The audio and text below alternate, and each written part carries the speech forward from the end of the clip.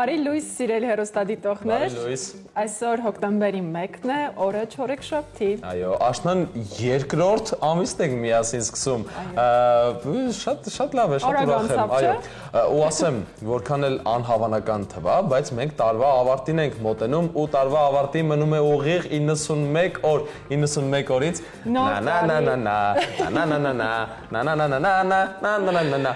Սիրելի հեռուստադիտողներ, այն որ ժամանակը շատ ավելի արագ է անցնում, վաղուց արդեն նորություն չէ ոչ մեկիս համար եւ բազմաթիվ հետազոտություններ, գիտական հոդվածներ հրապարակվում են այն մասին, որ ժամանակն արագ է սկսել անցնել։ Մենք փաստում ենք դրա մասին, ժամանակը այնքան արագ է ընթանում, որ մենք անգամ չենք հասցնում հասկանալ, թե այս ոնց Թաթային հիշեցի, ես ինչպես, ես ոնց անցանք, այսքան արագ եկանք հասանք, բայց սիրելի հեռուստադիտողներ, մենք առաջարկում ենք մի պահ կանգ առնենք, մի պահ մի հատ շնչենք, այսպես, երկար ու վայելենք ամեն պահ, վայելենք տվյալ օրը։ Իսկապես, երբեք չգիտենք, թե հաջորդ պահին ինչ կարող է լինել մեզ հետ, այնպես որ պետք է իսկապես վայելել եւ շնորհակալ լինել ցանկացած օրվա, ժամվա եւ պահի համար։ Այո, ես համաձայն եմ Անահիտ քեզ հետ, դու ինչ ասում ես, միշտ շատ ճիշտ ես ասում։ Շնորհակալ եմ։ Հոկտեմբերի 1-ը, սիրելի հեռուստադիտողներ, միջազգային օրացույցում առանձնանում է մի շարք տոներով։ Այսօր երաժշտության, ուզում եմ շեշտել հատուկ երաժշտության, ոչ թե երաժշտության, այլ երաժշտության միջազգային օրն է, որը սահմանվել է ՅՈՒՆԵՍԿՕ-ի կողմից 1975 թվականին։ Երաժշտության միջազգային օր ստեղծելու մտահղացման հեղինակներից մեկը կոմպոզիտոր Դմիտրի Շոստակովիչն է։ Օրվա հիմնական նպատակներից է երաժշտական արվեստի տարածումը հասարակության բոլոր շերտերում, ինչպես նաև նպաստել մշակույթների զարգացմանն ու արժեքների հանդեպ հարգալից վերաբերմունքի խթանմանը։ Լսել լավ երաժշտություն, լսել ճաշակով երաժշտություն։ Ես ստեղծել իհարկե լավագույնը։ Ու թեև Անահիտ ճակատագրի բերումով հենց այս օրը ամբողջ իր կյանքը երաժշտությանը նվիրած, արվեստին նվիրած աշխարհահռչակ շանսոնյե Շարլ Ազնավուրը պիտի հեռանար կյանքից, թողնելով հսկայական երաժշտական ժառանգություն ու անսահման սեր իր երգում։ Նյումեկ հրատարակչության կողմից եւ նրանց շնորհիվ վերջին տարիների ընթացքում Ազնավուրի գրական ժառանգությունը ընթերցեցինք հայերեն ու լավագույն երգերը լսեցինք կրկին հայերեն լեզվով։ Այո, Ազնավուրը լսելի ու ընթերնելի դարձավ նաև մայրենի լեզվով, ինչի համար շատ շնորհակալ։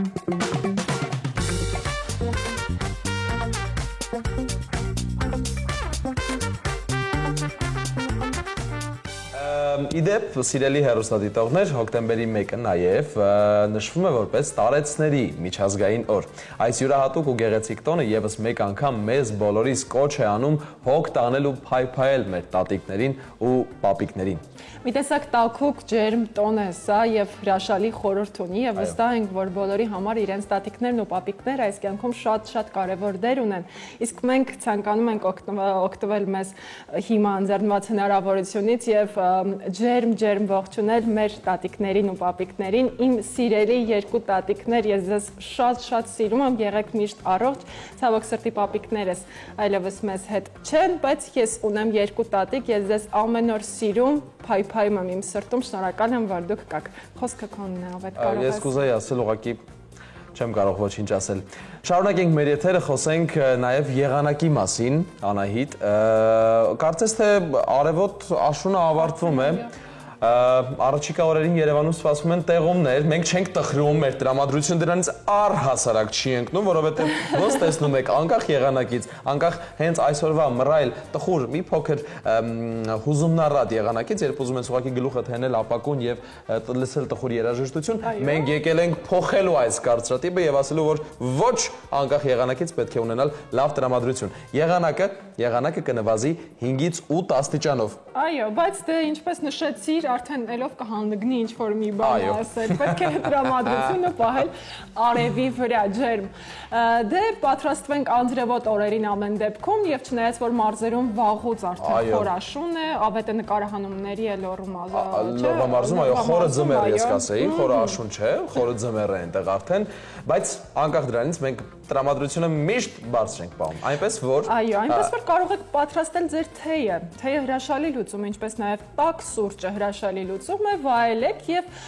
նաև քաղցրացրեք ձեր առավոտը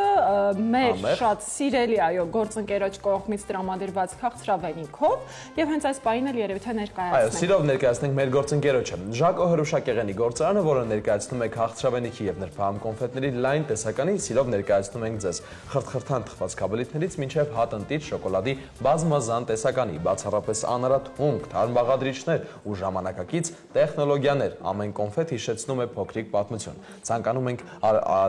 առանձնացնել արևադարձային աշխարհը հիշեցնող կոկոսի նուրբ համով շոկոլադապատ Կոկո Ջամբոն, իրական էներգիայի աղբյուր Drive Kusan, գետնանուշի, փափուկ կարամելի եւ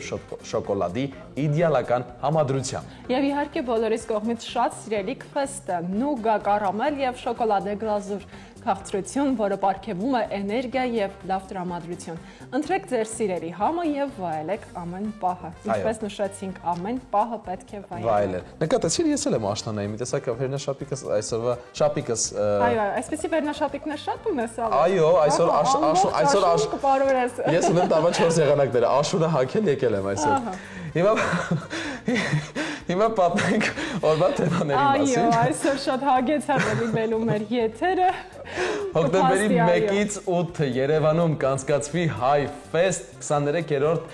կատարողական արվեստների միջազգային փառատոնը։ Փառատոնային ձերը խորագրով, այո, այն փառատոնի համար հատուկ հեղինակված կարգախոս է, որը շեշտում է փառատոնը որպես համատեղ եւ միաժամանակ յուրաքանչյուրի անձնական տոն։ Այո, ինչպես միշտ այսօր էլ փառատոնի մասին շատ հետաքրքիր զրույցներ կունենանք։ Մեր շատ անփոխարինելի շատ սիրելի Արթուր Ղուկասյանի հետ, ով նաև եղել է մեր դասախոսը։ Եվ այնուհետև տաղավարում կհյուրընկալենք աշխարհի եւ Եվրոպայի չեմպիոն Գուշակեք իհարկե Նազիկ Ավդալյանին եւ նրա հետ կզրուցենք Նազիկ Ավդալյան սպորտի զարգացման հիմնադրամի ստեղծման մասին, այո։ Հիմնադրամը կոչված է խթանելու եւ առողջ ապրելակերպը զարգացնելու Հայաստանում սպորտային ենթակառուցվածքների տեսանկյունից։ Հիմնադրամի գործունեության, կարևոր նպատակների եւ իհարկե առաքելության մասին շատ հետաքրքիր զրույց կունենանք, խոստանում ենք չփոխեք ալիքը հանկարծ։ Այո, նաեւ մեր հյուրերի հետ կզրուցենք Արենի գինու փառատոնի մասին, որը կրկին Արենի գյուղում կմիավորի գինու սիրահարներին, զբոսաշրջիկներին եւ իհարկե գինեգործներին։ Ավանդույթ դարձած փառատոնը ինչպես միշտ առանձնանալու է մի շարք սպասված միջոցառումներով ու անակնկալներով։ Մանրամասները կներկայացնեն մեր շատ սիրելի հյուրերը։ Հետաքրքիր զրույցների ընթացքում իմ շատ սիրելի գործընկերուհի, այո, այնքան լավ է, որ այսքան լավ մարդկանց հետ եմ ես միշտ առավոտները սկսում։ Ես կիսում եմ քո կարծիքը։ Շատ շնորհակալ եմ։ Մենք կհասցնենք թերթել մեր մշտական էջերը, կբացահայտենք ֆրանսիացի փիլիսոփա գրող Ժան-Պոլ Սարտրի կյանքից չափազանց հետաքրքիր ու յուրօրինակ մանրամասներ կպարզենք օրվա բաղադրատոմսը, ինչպես միշտ մեր սաթենիկը, այո։ Այսօր շատ հետաքրքիր բաղադրատոմսը մեզ առաջարկելու, իհարկե շատերը վստահ եմ արթնանում եք առավոտյան մտածում եք ինչ եփել այսօր, տեսնես այսօր ինչ եփեմ։ Պարզապես հետևեք սաթի խորհուրդներին եւ նախաճաշը արդեն պատրաստ կլինի։ Սաթը ամեն ինչ պատրաստում է ու ձեզ ներկայացնում է շատ սիրով։ Ես էլ առաջարկում եմ մինչև սաթին ողջունելը մենք ներկայացնենք մեր հրաշալի գործընկերոջը։ Համաձայն ես ինձ հետ։ Իհարկե։ Այո, շնորհակալ եմ։ Մսամթերքի շուկայում բացարձակ առաջատար Աթենք ընկերությունը 1 տասնամյակից ավել է, ինչ առաջատար է նաև Հայաստանում կիսաֆաբրիկատների ամենալայն արտադրության ոլորտում։ Սա նշանակում է, որ Աթենքը ստեղծում է առավել լայն ընտրության հնարավորություն ընտանիքի բոլոր անդամների համար, ովքեր ունեն տարբեր նախասիրություններ։ Վերջերս Անահիտ շուկայում հայտնվել է նաև Աթենքի հավի նագետների բազմազան տեսականին եւ այն միանգամից սիրվել է սպառողների կողմից։ Ընդգծենք, որ Աթենքի հավի նագետները պատրաստվում են բացառապես հավի կրծքամսից։ Հավինագետների յուրաքանչյուր տուփ իդեպ ավետ պարունակում է մինչև 47.6 գրամ սպիտակուց, ինչը նշանակում է, որ այն ունի սննդային բարձր արժեք եւ հարմար սնունդը սպորտով զբաղվողների եւ պարզապես իրենց սննդակարգին հետևող ընտանիքների համար։ Հուսանք այդ ընտանիքները շատ են։ Տարբեր համային նախապատվություններ ունեցող մարդկանց համար Աթենք առաջարկում է հավինագետների տարբեր համային տեսականի՝ դասական, պանրով, կծու, խրթխրթան, խոզապուխտով, ինչպես նաեւ ունի հավիձողիկների դասական տարբերակը։ Յուրաքանչյուր նագետ փափուկ է, նուրբ, իսկ արտաքին շերտը պատված է խրթխրթան պաքսիմատով։ Դե իսկ Աթենքի հավինագետների պատրաստումը տևում է ընդամենը 4-ից 6 րոպե։ Աթենքի հավինագետները կարելի է դարձնել եւ հիմնական ուտեստ եւ օրինակ կինոդիտման կամ ընկերական հանդիպումների անբաժան խորտիկ, քանի որ այն հեշտ է պատրաստվում եւ ընկերական հանդիպումները դարձնում են ել ավելի հետաքրքիր ու ժամանցային։ Ահա, կարծես թե ամեն բան ասված է։ Այո, ամեն ինչ ասեցինք, օրվանից խոսեցինք։ Ապահովված է։ Ես առաջարկում եմ ողջունել մեր հրաշալի ֆրանսուհի գործընկերոջը։ Ահա, շատ ճիշտ բնութագրեց, հիմա կհասկանաք։ Մի տեսեք, այսօր ֆրանսիական օր է ստացվել մեզ մոտ, հա։ Աշտանային եւ ֆրանսիական։ Bonjour, bonjour. Satanique. Marie-Louise Sireli-Sat. Bonjour, comment ça va? Bien, merci. Bien. Բարի լույս ցելի հերոստատիտողներ, իսկապես երբ որ հնչեց Շարլանդավորի երաժշտությունը, այդ պահին խոհանոցում ինձ մոտ հողբոհեր, պարզապես թևաթափ եղա եւ ես սկսեցի լսել վայելել։ Այո, ֆրանսիական օր ենք այսօր հայտարարում, մեր ներսում այդ շունչը կա եւ ես շատ հետաքրքիր նախաճաշ եմ առաջարկելու։ Նախաճաշը աղանդեր է, հագեցնող չէ, բայց սուրճի եւ թեյի հետ կարող եք վայելել։ Եղանակի մասին արդեն խոսեցինք, 8 աստիճանով իջնելու է, ավետն ասաց, որ մեր տրամադրության վրա բացարձակ ազդեցություն չի ունենալու, ինչու, որովհետեւ մենք այնքան սեր ու ջերմություն ունենք մեր մեջ, յուրաքանչյուրս ամեն առավոտ արթնանալուն պես գալիս ենք եւ ձեզ ենք տալիս։ Ես էլ պլյուս տալիս եմ խանութային համեղ բաղադրիչներով իմ պատրաստած, սիրով պատրաստած կերակուրները։ Այս պահին իհարկե աղանդերի մասին եմ խոսում։ Այո, ես ձեռնոցներով եմ արդեն անցնել աշխատանքի, ինչպես նշեցի։ Մեզ հարկավոր է խնձոր, ցանկացած գույնի, ցանկացած չափի, հասցրել եմ արդեն 2 մասի բաժանել եւ մեջը փորել։ Արդեն հասրել եմ նույնիսկ ջեռոցի համար նախատեսված ափսեն առանձնացնել, յուղաթուղթը կա։ Կտրել եմ կողքի հատվածները, որպեսզի վերևի հատվածը հանկարծ չվառվի, մի քիչ էլ էստեղ կա հատված թողել եմ, չէի խրթխրտացնում, որ չխանգարեի ես խոսքին։ Դնելու եմ մեջտեղ եւ դարչին։ Դնելուց առաջ անպայման դարչին մի փոքր թողնելու ենք ջեռոցում, որպեսզի փափկի, այնուհետև այդ ընթացքում մինչև խնձորները ջեռոցում կփակեն, կեփվեն, ես մի փոքր շաքարավազով կարող եմ առանձնացնել, տժտժացնել, կարամելիզացնել մեր ընկույզը, որը մշկ ընկույզ կարող եք վերցնել, կարող եք այսպիսի ընկույզ, դասական ընկույզ վերցնել եւ ամենավերջում իհարկե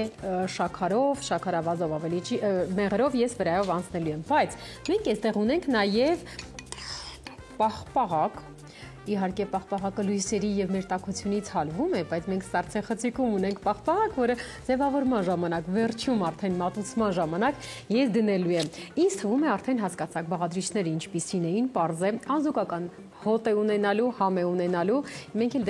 այդ ընթացքում իհարկե ընդունելու ենք մեր շատ սիրելի հյուրերին, զրուցելու ենք տարբեր թեմաների շուրջ եւ իհարկե ուզում եմ խոսել այս պահին մեր գործընկերոջ մասին։ Ես առաջարկում եմ աղանդեր, իսկ մեր գործընկերը Ժակոն առաջարկում է քաղցր թխված կաբլիտներ, խրթխրթան տարբեր տեսականի ընտրությունը թողնում եմ ձեզ։ Իմ առաջարկածը կպատրաստեք, թե Ժակոյի պարզապես համեղագույն խրթխրթան տարբերակները կվերցնեք։ Սիրով ցանկանում եմ ներկայացնել մեր նոր գործընկերոջը, Ժակո Խրուշակեղենի գործարանը, որը ներկայացնում է քաղցրավենիքի, նրբախամ կոնֆետների լայն տեսականի, ինչպես նշեցի, խրթխրթան թխված կաբլիտներից մինչև հատնտի շոկոլադների բազմազան տեսականի, բացառապես անարատ հումք, թարմ բաղադրիչներ ու ժամանակակից տեխնոլոգիաներ։ Ամեն կոնֆետ հիշեցնում է փոքրիկ պատմություն։ Ցանկանում ենք առանձնացնել արևադարձային աշխարհը հիշեցնող կոկոսի նուրբ համով, շոկոլադապատ կոկո ջամբոն, իրական էներգիայի աղբյուր Drive Vkusa շոկոլադական, գետնանուշի փափուկ կարամելի, շոկոլադի իդեալական համադրությամբ եւ իհարկե բոլորի սիրելի կվեստը՝ նուգա կարամել, շոկոլադե գլազուր, քաղցրություն, որը պարգևում է էներգիա եւ լավ տրամադրություն։ Ընտրեք ձեր սիրելի համը, վայելեք ամեն պահը։ Դե ինչպես հասկացաք, քաղցրությունից ենք սկսել, բայց ունենք հավատարիմ գործընկեր Աթենքը, որը առաջարկում է նագետների բազմազան տեսականի, դասական ձողիկներ, բոլորիս կողմից արդեն իսկ սիրված, ներ էկրաններին է։ Մսամթերքի շուկայում բացարձակ առաջատար Աթենք ընկերությունը 1 տասնամյակից ավել է ինչ առաջատար է նաև Հայաստանում կիսաֆաբրիկատների ամենալայն արտադրության ոլորտում։ Սա նշանակում է, որ Աթենքը ստեղծում է առավել լայն ընտրության հնարավորություն ընտանիքի բոլոր անդամների համար, ովքեր ունեն տարբեր նախապատվություններ։ Վերջերս շուկայում է հայտնվել նաև Աթենքի հավի նագետների բազմազան տեսականին, եւ այն միանգամից սիրվել է սպառողների կողմից։ Ընդգծենք, որ Աթենքի հավինագետները պատրաստվում են բացառապես հավի կրծքամսից։ Հավինագետների յուրաքանչյուր տուփ պարունակում է մինչև 47.6 գրամ սպիտակուց, ինչը նշանակում է, որ այն ունի սննդային բարձր արժեք, հարմար սնունդ է սպորտով զբաղվողների, պարզապես իրենց սննդակարգին հետևող ընտանիքների համար։ Տարբեր համային նախապատվություններ ունեցող մարդկանց համար Աթենքը առաջարկում է հավինագետների տարբեր համային տեսականի՝ դասական, պաներով, կծու, խրթխրթան, խոզապուխտով, ինչպես նաև ունի հավի ձողիկներ, դասական տարբերակը։ Յուրաքանչյուր նագետ փափուկ է, նուրբ է, իսկ արտաքին շերտը պատված է խրթխրթան պաքսիմատով։ Դե իսկ Աթենքի հավի նագետների պատրաստումը տևում է ընդամենը 4-ից 6 րոպե։ Աթենքի հավի նագետները կարելի է դարձնել եւ հիմնական ուտեստ, եւ օրինակ կինոդիտման կամ ընկերական հանդիպումների անբաժան խորտիկ, քանի որ այն հեշտ է պատրաստվում, ընկերական հանդիպումները դարձնում են ավելի հետաքրքիր եւ ժամանցային։ Անցաշխատանքի խոսքը սիրով, ժպիտով, ավետին Անահիտին փոխանցելով։ Շնորհակալություն Սատ։ Շատ շնորհակալություն։ Դե հիշում եմ, որ երբ փոքր ժամանակ հիվանդանում էինք, մեզ այդ խնձորը ջեռոցում տապակած չէ, խնձորը ջեռոցում շոքեխաշած, որը շափով տապակած, մեղրով դա ասում էին ուտեք կլավանակ։ Սատ ջան, շատ շնորհակալ ենք քեզ, որ ցենց հետաքրքիր բաղադրատոմս ես մեզ առաջարկում, նոստալգիկ։ Այո, իսկ մենք այս բանը առաջարկում ենք դիտել Գովաս, սիրելի հեռուստադիտողներ, եւ շարունակել մեր հրաշալի եթերը։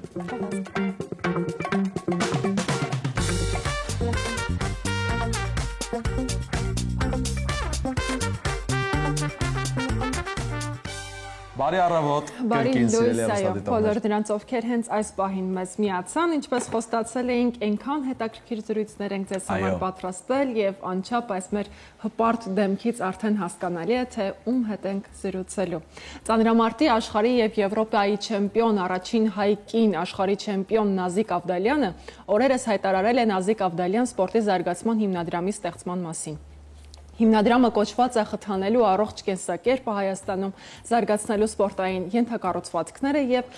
ներգրավելու հասարակության բոլոր շերտերին ֆիզիկական եւ հոգեբանական զարգացման համապարփակ գործընթացում։ Սա իսկապես շատ կարեւոր եւ անհրաժեշտ ներդրում է լինելու եւ վստահ ենք, որ այն հաջողության է հասնելու։ Հիմնադրամի սպասվող գործունեության, առաքելության եւ իհարկե այդ կարեւոր նպատակների մասին կզրուցենք մեր հյուրի հետ, գեղեցկուհի հյուրի հետ։ Այո, իսկ ես սիրով ներկայացնեմ մեր հյուրին, տաղավարում ծանրամարտի աշխարհի եւ Եվրոպայի չեմպիոն, բացառիկ հայ եւ շատերին ոգեշնչող Նազիկ Ավդալյանը։ Բարի լույս Նազիկ։ Շատ ուրախ ենք առավոտը հենց ձեզ հետ սկսելու, շատ շնորհակալ ենք, որ հյուրընկալվել եք մեր տաղավարում։ Նախ-առաջ շնորհավորում ենք այս կարևոր նախաձեռնության առիթով։ Տեսեք, դուք ձեր կերպարով այնպիսի մարդ եք, որը ոգեշնչում է բոլորին։ Դուք ապացուցել եք արդեն բազմաթիվ անգամներ, որ Ոչ միայն գեղեցիկ կին եք, ոչ միայն հաջողակ սպորտսմեն, այլ նաև շատ աշխարհի հռչակավոր հարթակներում բարձրացրել եք հայկական դրոշը, ինչի առիթով մենք շատ շնորհակալ ենք ձեզ ու արդեն դուք ձեզնով մոտիվացիայի աղբյուր եք։ Իսկ հիմա ես կխնդրեմ մենք մի փոքր խոսենք նախ հիմնադրամի մասին, ինչպես առաջացավ գաղափարը ու ոնց որոշեցիք ստեղծել Նազիկ Ավդալյան հիմնադրամը։ Շնորհակալ եմ շատ հրավերի համար, անչափ ուրախ եմ այսօր լինելու համար այստեղ։ Շատ ուրախ եմ նաև այդպես քաջատեղյակ լինելու համար ծրագրերից, հիմնադրամից։ Եվ այո, հիմնադրամը դեռ նոր է, բայց դա ամբողջ մի կյանքի պատմություն ունի։ Դեռ ես 4-5 տարեկանից սպորտի մեջ եմ։ ու եկավ մի տարիք, որ ես արդեն սկսեցի արդյունքներ անել Հայաստանից դուրս, Հայաստանը ներկայացնել աշխարհին եւ ես անցել եմ մի ճանապարհ, որը որ չէի ուզում սահմանափակվեր միայն մեդալներով։ Քանի որ այդ մեդալները պարզապես կլինեին իմ ձեռքբերումը եւ վերջ, եւ դա երբեք դա չի եղել իմ համար իրական արժեքը, երբ որ մարդ դառնում է արժեք, հատկապես ոգեշնչման արժեք, պետք է դա շարունակություն ունենա, հենց դա պետք է խթան հանդիսանա, տրամպլին հանդիսանա հետագա գործունեության համար, եւ հենց դրա համար ես ստեղծեցի սպորտի զարգացման հիմնադրամ, որպեսզի այն ճանապարհը, որ ես անցել եմ, հնարավորություն ունենամ ծառայեցնելու սերունդների համար եւ սպորտը ավելի հասանելի դարձնելու բոլոր շերտերի համար։ Ես վստահ եմ, որ կարգախոս ունեք վստահաբար։ Այ որն է հիմնադրամի հիմնական կարգախոսն ու ուղերձը։ Քանի որ ես իմ ամբողջ կյանքում պրոֆեսիոնալ սպորտի մեջ եմ եղել, եւ մեր ազգը շատ սպորտային ազգ է, ու մենք կարող ենք շատ լուրջ մարզիկներ ունենալ, եւ ունենք, այո, եւ ունենալ նաեւ այն վայրերից, որտեղ որ դեռ չկա սպորտը։ Մի քիչ այսպես հեռվից եմ գալիս, բացի սպորտի ընդհանուր տարածումից, առողջ ապրելակերպից, ես համարում եմ, որ մենք շատ սպորտային ազգ ենք ու լուրջ արդյունքներ կարող ենք գրանցել աշխարհում համապատասխան պայմաններ ունենալու դեպքում եւ իմ հիմնադրամի ամենակարևոր գաղափարը ու կարգախոսը, որ յուրաքանչյուր երեխա արժանի է դառնալու նախ եւ առաջ իր կյանքի հերոսը անկախ բնակավայրից։ Հրաշալի, շատ յուրահատուկ ու Արդեն ոգեշնչող կարգախոս, արդեն ով էլ լսի, սրանից հետո հաստատ իր մեջ մի հետաքրքիր թիթեռնիկ դեպի մոտիվացիա կշարժվի։ Իսկ ինչ ուղղություններով է կատարելու հիմնադրամի իր գործունեությունը, իրականացնելու։ Տեսեք, այդպես ասեմ, հիմնադրամի պրեզենտացիան,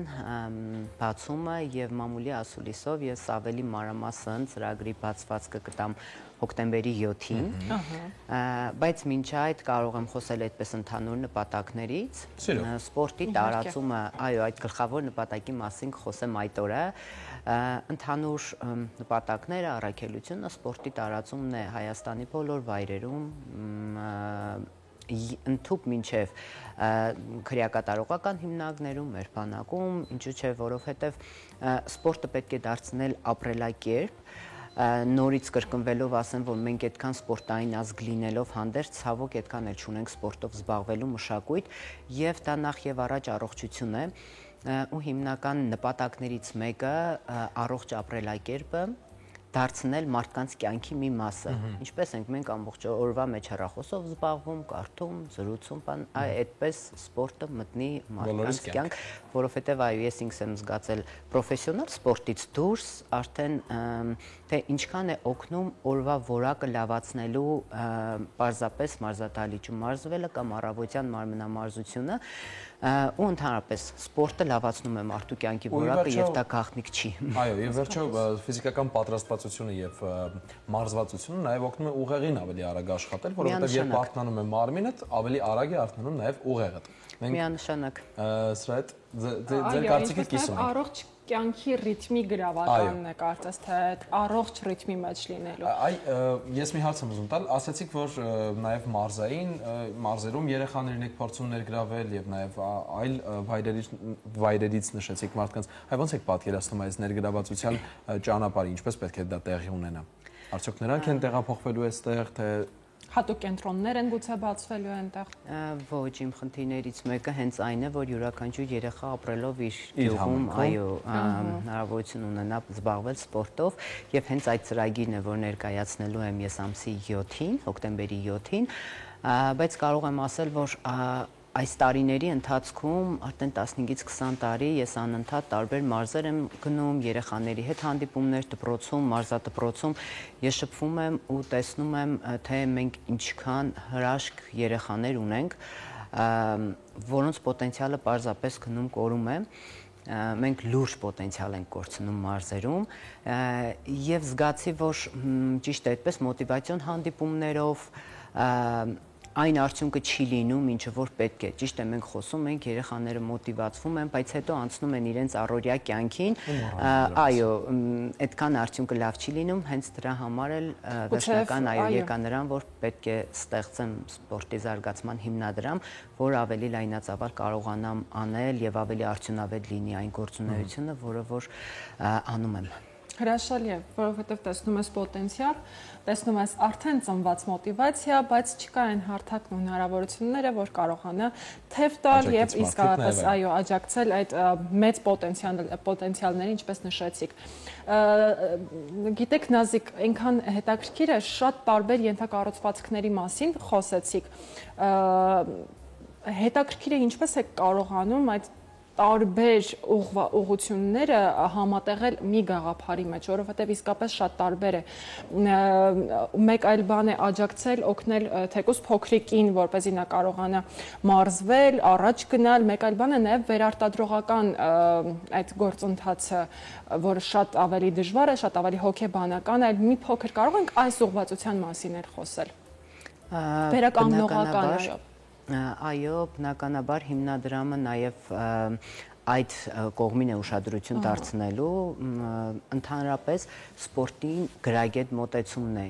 իմ համար շատ կարևոր, որովհետև այսքան տարիների ընթացքում հենց լինելով պրոֆեսիոնալ սպորտում, ես եկել եմ մի համոզման, որ հնարավորինս պետք է շատ լինեն այն մարդիկ, ովքեր որ զբաղվում են սպորտով, եւ ավելի հեշտ կլինի այդտեղից պրոֆեսիոնալ մարզիկներ դուրս գալ, այդպես տարբեր չի քանել պրոֆեսիոնալ սպորտը, սիրողական սպորտից, քանի որ դա ամբողջական սպորտի զարգացումն է Հայաստանում։ Նաև ինձ թվում է սրա մեջ վստահաբար ներառվելու է սպորտային հոգեբանությունը, որը որ ամենակարևոր երևի դեպի պրոֆեսիոնալ սպորտ գնալու եւ դեպի սպորտի ճանապարհը ընտրելու ժամանակ ամենակարևոր բանն է։ Այ ինչու սա եւս կարևորեցիք։ Սպորտային հոգեբանությունը, նաև ավելացնեմ սպորտային բժշկությունը, քանի որ ես լինելով մարզիկ չեմ ունեցել հոգեբան, որի կարիքը շատ եմ զգացել, հատկապես ֆիզիկական վնասվածքներ ստանալուց հետո, հատկապես հաղթելուց հետո, մրցումները հաղթելուց հետո, քանի որ ես միշտ ասել եմ, հաղթող մարզիկին ավելի շատ հոգեբան է պետք, քան պարտվող մարզիկին, որովհետև այնքան դժվար է այդ հաղթանակից հետո նորից 0-ից սկսել պարապելը։ Եվ շատ վնասվածքներ են լինում, որ երեխաներին թվում է, որ իրենք հաղթահարում են, բայց իրենք չեն կարողանում հաղթահարել այդ վնասվածքի վախը։ Շատ մարզիկներ դուրս են մնում, իրոք ֆիզիկապես ուժեղ մարզիկներ դուրս են մնում սպորտից, պարզապես հոգեբանական ինչ-որ խնդիր չկարողանալ հաղթահարելու պատճառով։ Դրա համար բնականաբար սպորտային բժշկությունը շատ կարևոր է։ Եվս շատ կարևորված է։ Հրաշալի, ես առաջարկում եմ սպայն ընդմիջենք գովազդով, որովհետև դեռ հագեցած եւ լավ զրույց եմ սպասում։ Շատ թեմաների մասին պիտի քննարկենք Նազիկի հետ, բայց այս պայն գովազդներ եթերում, որից հետո կշարունակենք։ Գնացեք լսենք։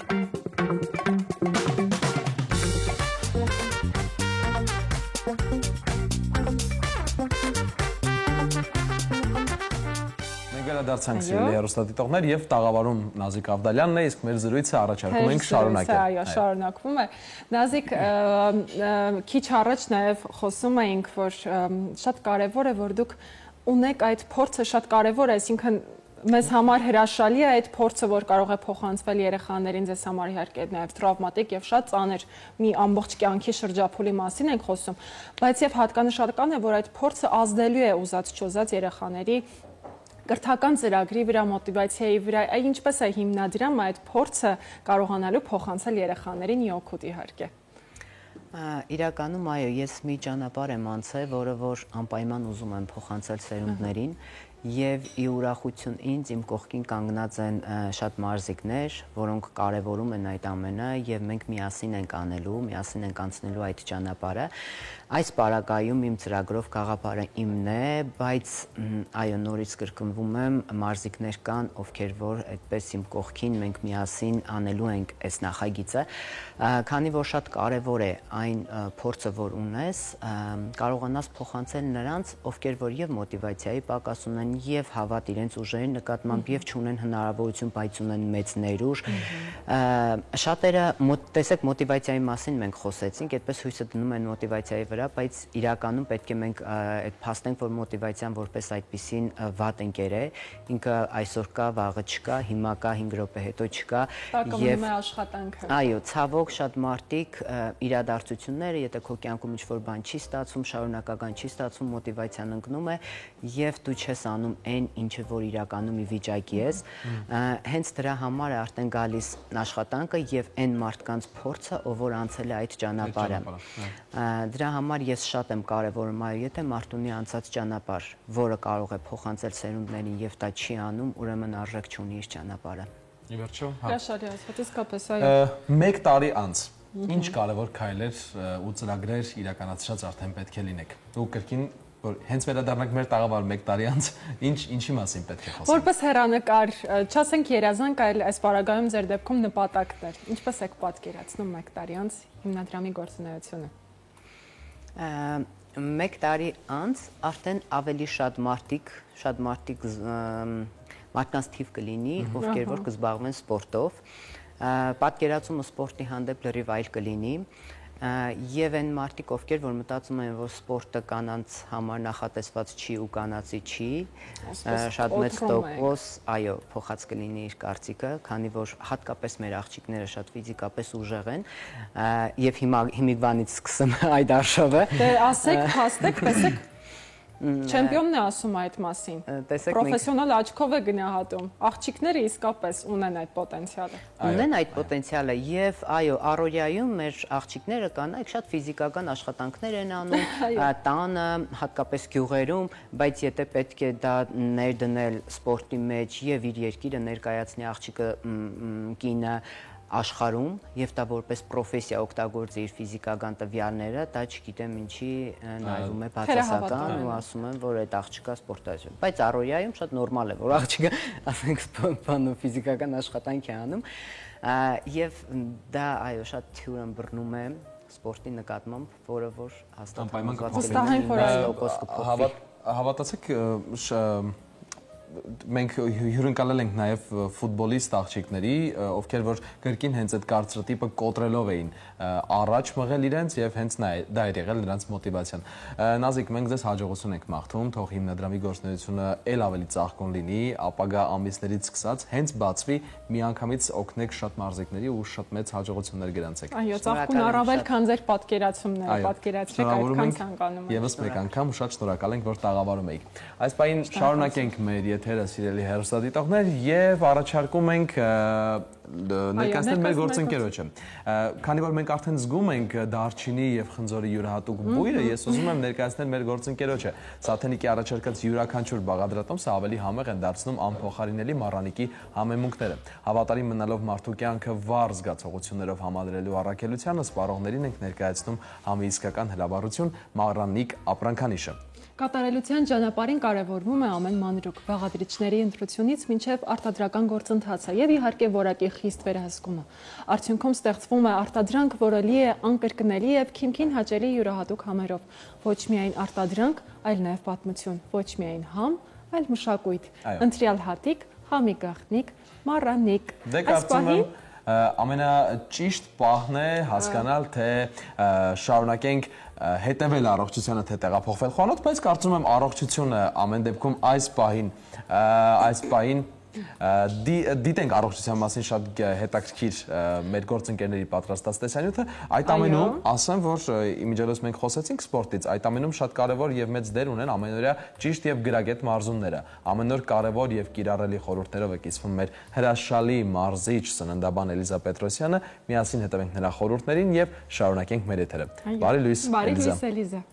Բարի լույս, սիրելի հեռուստադիտողներ, այսօր շատ կարևոր մկանախմբի ենք անդրադարձել մեջքի մկանները։ Մեզ համար շատ կարևոր է մեր կեցվածքի համար եւ իհարկե առողջության համար։ Մեջքի մկանները մարզելը պետք չէ մոռանալ եւ յուրաքանչյուր շաբաթվա կտրվածքով գոնե մեկ անգամ անդրադարձ կատարեք ձեր մեջքի մկաններին, մարզեք, որպեսզի լինեք առողջ։ Այսօր մենք կցուցադրենք 3 վարժություն մեջքի մկանների համար։ Դե իհարկե տաքացնելը պարտադիր է, տաքացրեք այն տարբերակներով, որը պարբերաբար մենք ձեզ ցուցադրում ենք եւ առաջին վարժության համար պետք է ցուցադրված տարբերակով, ինչպես Մարիամը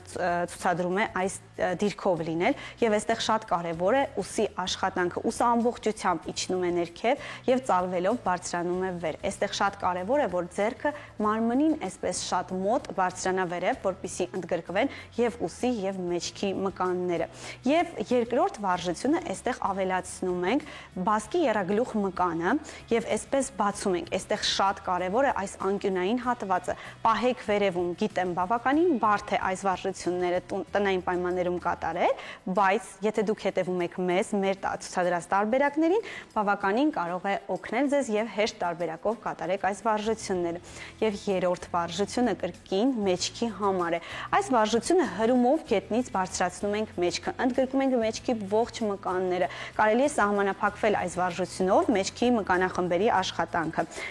Ոտնաթաթերով սեղմում ենք գետնին, որպեսզի կարողանանք ավելի լավ հրել մեզ վեր եւ այսպես անում ենք single տարբերակով 8 հաշիվ, կատարում ենք նաեւ պահում վերևում, ցուցադրենք պահում տարբերակը եւ իհարկե կատարում ենք նաեւ զսպանակ եւ յուրաքանչյուր այս տարբերակները 8 անգամ 4 մոտեցմամբ, իսկ եթե առաջին օրն եք անում, շատ կբռնվի ձեր մեջքը, կարելի անել ավելի քիչ 4 անգամով յուրաքանչյուր ցուցադրած վարժությունը։ Միացեք մեզ, մարզվեք մեզ հետ միասին յուրաքանչյուր աշխատանքային օր, եղեք առողջ։ Շնորհակալ եմ մեզ հետ մարզվելու համար։ Ստեսություն։ Շնորհակալություն, այո, ես էլ եմ շնորհակալ,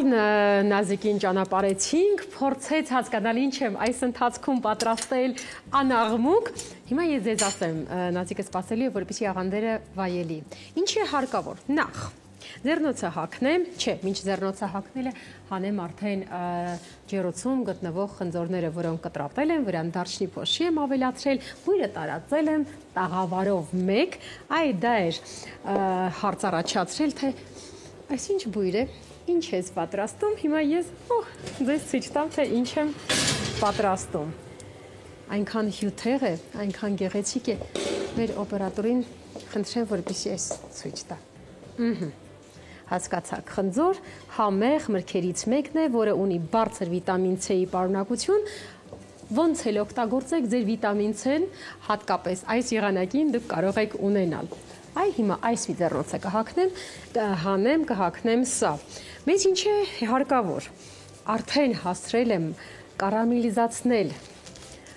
ընկույզը, որ իմանաք ինչով, առաջին անգամ եմ արել եւ շատ հեշտ ստացվեց։ Մեր գործընկերոջ կողմից, Մարանիկի կողմից առաջարկված, նրանք առաջարկում են շաքարի փոշի, սովորաբար շաքարի փոշին իհարկե աղանդերի մեջ է օգտագործվում, բայց այլ տարբերակով։ Ես մի շաքարավազն եմ հալեցրել ջրի մեջ, այնուհետև կարամելիզացրել եմ։ Արի ուտել, շատ ավելի արագ ստացվեց, ես շատ քիչ խառնեցի այդ ընթացքում, փոշին լուծվեց եւ ստացա այն, ինչ ինձ հարկավոր է։ Հիմա զգուշորեն ես տաք խնձորները կտեղափոխեմ մատուցման ափսեի մեջ, որպեսզի սառը պաղպաղակը վրան դնեմ, հալվի, այնուհետև արդեն կարամելիզացրած ընկույզը դնեմ վրան։ Դե քանի որ խոսեցինք Մարանիկից, ուզում եմ այս պահին ներկայացնել Մարանիկի պրոդուկտը, իրենց առաջարկած մթերքները ձեր էկրաններին են։ Հավատարիմ մնալով մարդու կյանքը վառ զգացողություններով համալրելու առաքելությանը, սպառողներին ենք ներկայացնում համի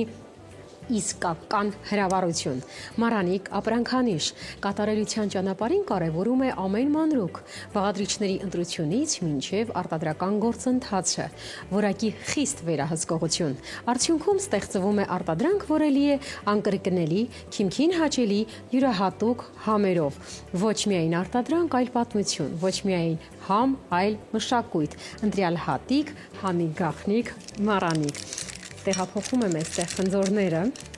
դարչնով համեմված, վրան ավելացնում եմ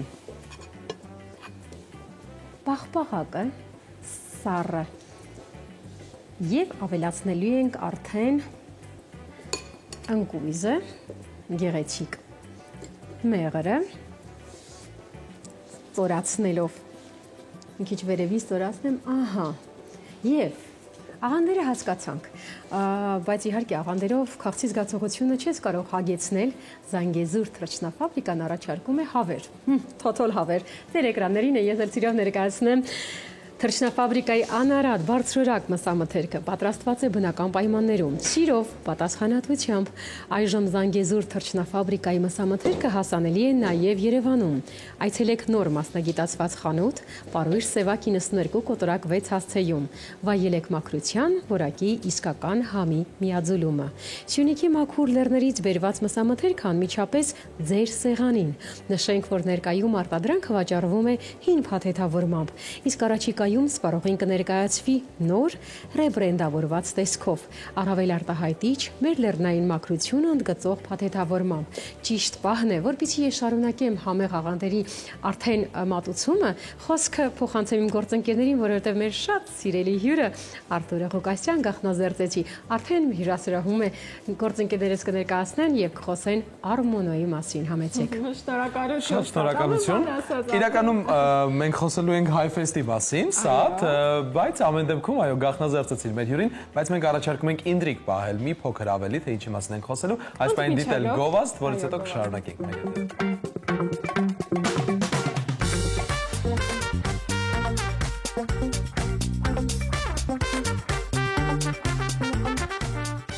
Դե ինչ վերադարձանք տաղավար կրկին, բարի լույս բոլորին, այո, Սաթը մինչև գովազդը մեզ ասեց, թե ինչի մասին ենք խոսելու, մեր հյուրը արդեն տաղավարում է։ Բայց այս էներգիայից հասկանալի է, չէ՞, որ վարակիչ էներգիայով մարդ է, ահա, խնդրեմ, համեստորեն նստած է, բայց իհարկե առաջարկում եմ այն ինտրիգը հիշում ես, որ ասացիր, մի փոքր էլ երկարաձգենք, ներկայացնենք նախ մեր գործընկերոջը, հետո իհարկե զրույցը սկսենք։ Զանգեզուր թռչնաֆաբրիկայի անարատ եւ բարձրորակ մսամթերքը պատրաստված է բնական պայմաններում, սիրով եւ իհարկե պատասխանատվությամբ։ Այժմ Զանգեզուր թռչնաֆաբրիկայի մսամթերքը հասանելի է նաեւ Երևանում։ Այցելեք նոր մասնագիտացված խանութը Պարույր Սևակ 92 կոտորակ 6 հասցեում եւ վայելեք մաքրության, որակի եւ իսկական համի միաձուլումը։ Սյունիքի մաքուր լեռներից բերված մսամթերքն անմիջապես ձեր սեղանին է։ Նշենք նաեւ, որ ներկայում արտադրանքը վաճառվում է հին փաթեթավորմամբ, իսկ առաջիկայում սպառողին կներկայացվի նոր ռեբրենդավորված տեսքով, առավել արտահայտիչ եւ մեր լեռնային մաքրությունը ընդգծող փաթեթավորմամբ։ Եվ հիշեցնենք, որ Զանգեզուր թռչնաֆաբրիկայի անարատ եւ բարձրորակ մսամթերքի առաքումը ամբողջ Երևանում անվճար է։ Զանգահարեք պարզապես 041 01 01 42 հեռախոսահամարով։ Այո, հրաշալի է, մենք իմացանք այս ամեն ինչի մասին, մեր հյուրն էլ տեղեկացավ այս ինֆորմացիոն հատվածի մասին, լսեց, իսկ այս պահին կարող ենք շարունակել։ Հոկտեմբերի 1-ից 8-ը Երևանը կլցվի թատերական շնչով, կմեկնարկի HiFest 23-րդ կատարողական արվեստների միջազգային թատերական փառատոնը, փառատոնային ձերը խորագրով։ HiFest-ը տարիներ շարունակ եղել է մի հարթակ, որտեղ հանդիպում են արվեստի տարբեր ճյուղեր, մշակույթներ, գաղափարներ։ Այս տարվա փառատոնը առանձնանում է մասնակից երկրների լայն ներգրավվածությամբ եւ ներկայացվածությամբ ու արտասահմանյան ու հայկական թատրոնների բազմազան ծրագրերով եւ անվանի հյուրերի ներկայությամբ։ Դե առանց անվանի հյուրերի։ Մեր հյուրն էլ HiFest կատարողական արվեստի միջազգային թատերական փառատոնի նախագահ Արթուր Ղուկասյանն է։ Այո, Արթուր Ղուկասյանը, բարի լույս։ Ինչպե՞ս եք։ Շնորհակալություն հյուրընկալվելու համար։ Մի փոքր տարօրինակ է իհարկե դասախոսական միջավայրից, չէ՞, լսարանից տեղափոխվել այստեղ ավելի անմիջական եւ հանգիստ, այո։ Այս պահին դուք մեր դասախոսը չեք, մեր հյուրն եք։ Իհարկե երբեք պարոն Ղուկասյանը որպես դասախոս չի տվել, այո, այնպեսի լարված մթնոլորտ չի եղել։ Միշտ առավոտները միշտ սկսել են կարծես թե ձեր առարկայով հենց եւ արդեն դրական են good տրամադրությամբ բոլոր ուսանողները այս բանը հասկացան ինչի մասին է խոսքը։ Պարոն Ղուկասյան, այս տարի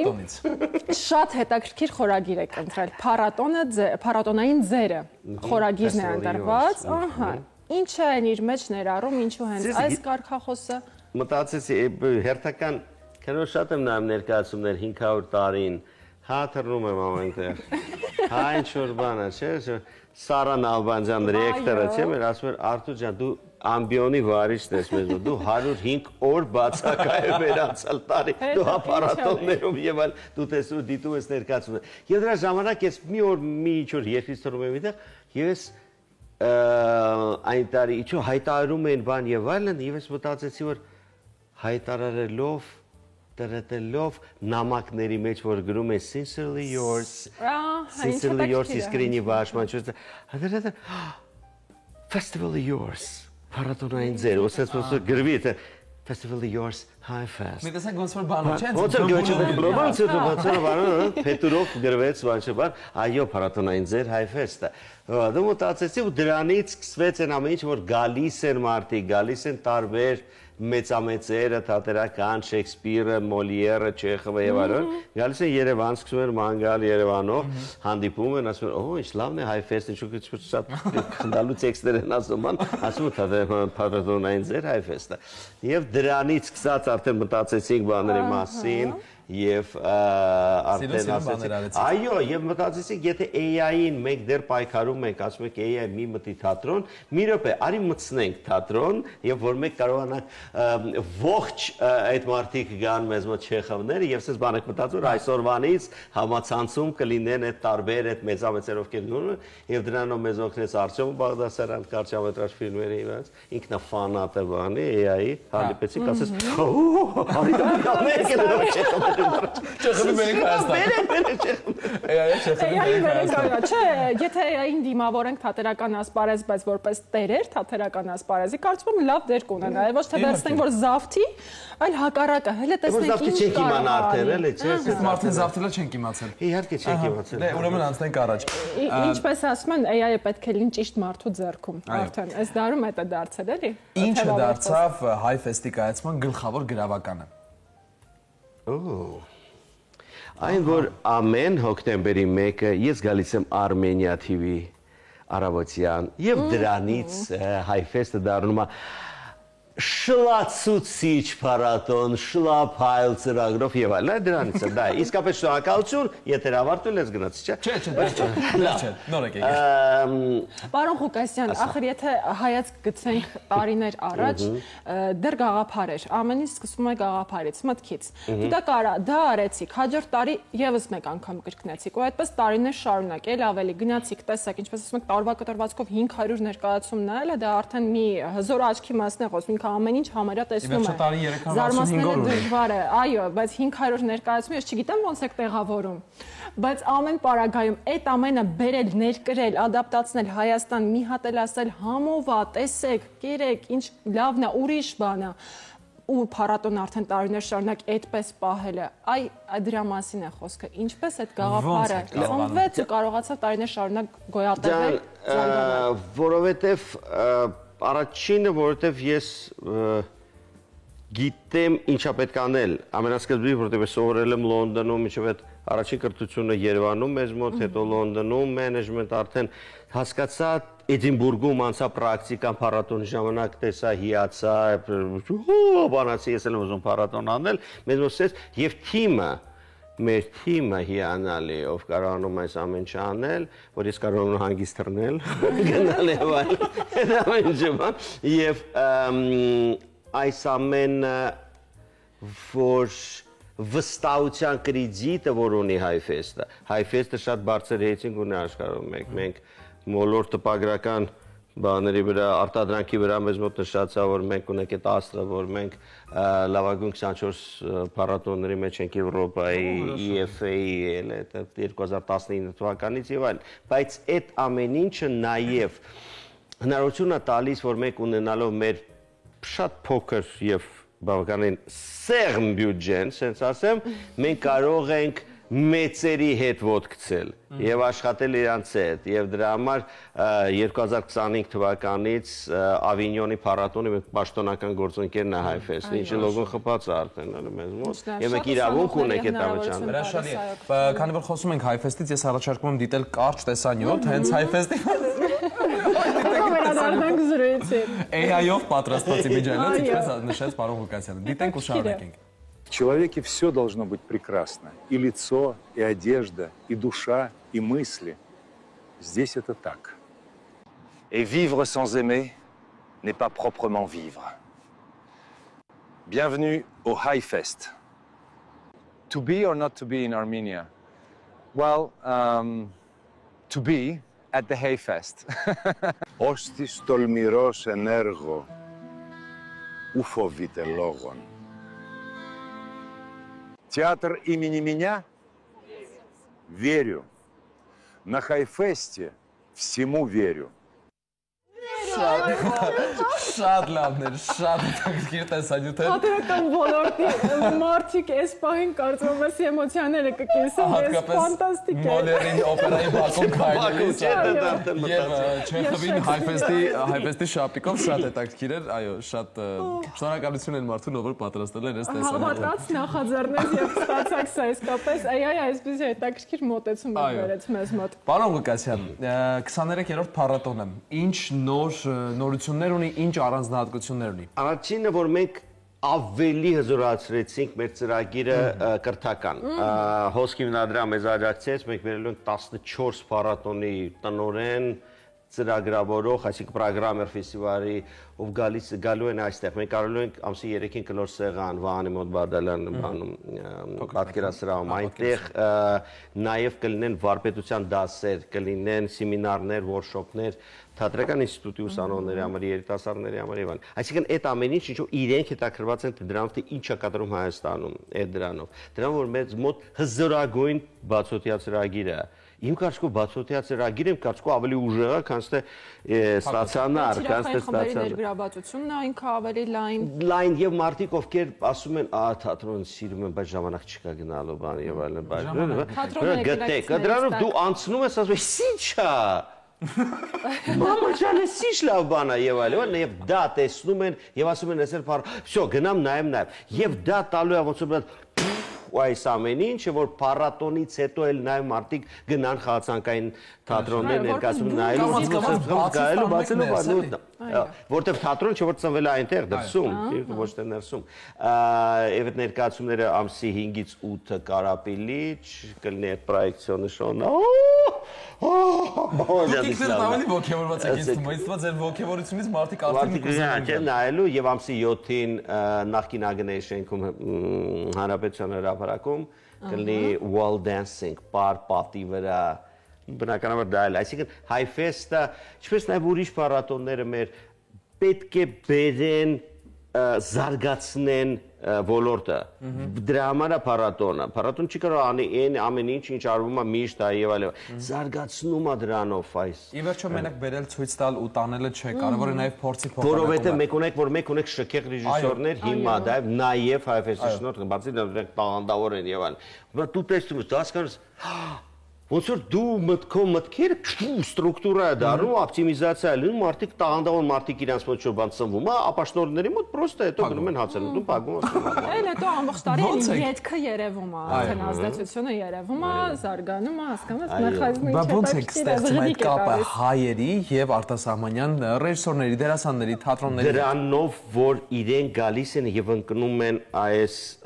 Հայֆեստի իրավիճակի մեջ, որ են տեսնում են, ասում են, այս ամեն ինչը, այս ինչ լավ, կամ մինչև այդ իրենք տեսնում են ինձ, մինչև այդ իրենք տեսնում են, հետո տեսնում ինչ-որ մեկ ներկայացում են, որը ուրիշ փառատոնների ղեկավարներ եկել են, տեսել են, բայց լավ դա բերել են իրանց մոտ, ասում են, ո՞ւս է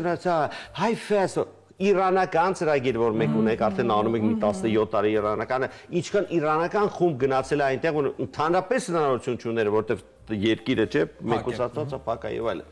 Այդ դա, եւ դա գալիս է ասում են, հիմա Էդինբուրգում ես եղել եմ 46-րդ անգամ երևի կամ բան այդքան տարի, դեռ կան մարդիկ մի 15 հոգի, ես առաջին մարդն եմ Հայաստանից ու իրանք տեսել էին։ Այսինքն ասում են, բոլոր հայերն են ասել, լավ չէ, ես ամենավատն եմ։ Ես ամենապաշտոնն եմ, բան չգիտեմ ինչ, մի բան էլ, ու ասում են դա, եւ դա որ տեսնում են, եւ դա դրա հնարավորությունը, որ Երևանը դառնում է այն միանշանակ մշակութային կենտրոնն է, դա այսինքն փառատոնային կենտրոնը այդ օրերին աշխարհի Հայֆեստն է։ Օգոստոսին Էդինբուրգն է, հուլիսին Ավինյոնն է, չգիտեմ, հունիսից Վիեննան է եւ այլն, այդ օրերին Հայֆեստն է։ Ու դա շատ բարդ է անել։ Ու դա որ մենք անում ենք, մարդիկ նախընտրում են գալ այստեղ, այլ ոչ թե գնալ ուրիշ տեղ, հնարավորություն անել, ունենալ եւ այլն, դա։ Ու լավը որ դա հասկանում է եւ նախարարությունը եւ քաղաքապետարանը աջակցում են, լավ կլինի ավելի շատ տան, բայց լավ է։ Հուսանք տարի էլ ավելի մեծ հնարավորություններ կստեղծվեն, այս ամեն ինչը ռեալիզացնելու։ Ամբողջ աշխարհից պիտի մարդիկ գան դիտեն Հայաստանում ներկայացումներ, այո, մենք մոտերը խաչում ենք եւ ասում։ Այս տարի 1-ից 8 հոկտեմբերի 1-ից 8-ը թատերային բում է լինելու լինելու ամբողջ քաղաքում բարիբուն իմաստով, թե փակ տանիքների տակ, թե բաց տանիքների, խոսքով Երևանը թատերային հռոմ է լինելու։ Լավ է։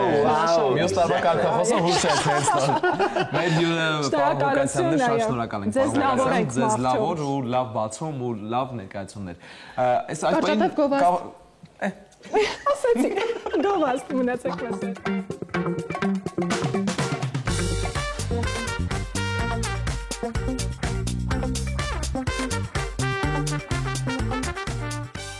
Բարի լույս բոլորին, սիրելի հեռուստադիտողներ, վստահ ենք, որ արդեն մեզ հետ եք, շատ հետաքրքիր թեմաների մասին այսօր խոսեցինք, մշակութային անցուդարձին տեղեկացանք, բայց այս պահին սպորտային, մշակութային, ու կարծում եմ, որ սպորտ, մշակույթ եւ մի լավ խմել ու ուրախանալ։ Ինձ թվում է, ինձ հետ բոլորը կհամաձայնեն։ Արենի գինու փառատոնը դարձել է Հայաստանի ամենասպասված համայնքային ու զբոսաշրջային իրադարձություններից մեկը։ Հոկտեմբերի 4-ին այն կանցկացվի արդեն 17-րդ անգամ, համախմբելով գինեգործներին, զբոսաշրջիկներին եւ գինու սիրահարներին։ Այս փառատոնը ոչ միայն հայկական գինեգործական ավանդույթների վերստին բացահայտման հնարավորություն է, այլ նաեւ տնտեսական ու մշակութային կարևոր խթան համայնքի համար։ Սպասված փառատոնի մասին մենք կզրուցենք մեր հրաշալի հյուրերի հետ, ովքեր մեզ նաև խաղող են բերել։ Այո, տաղավարում են Արենի փառատոնի հիմնադրամի տնօրեն Նունե Մանուկյանը, բարի առավոտ,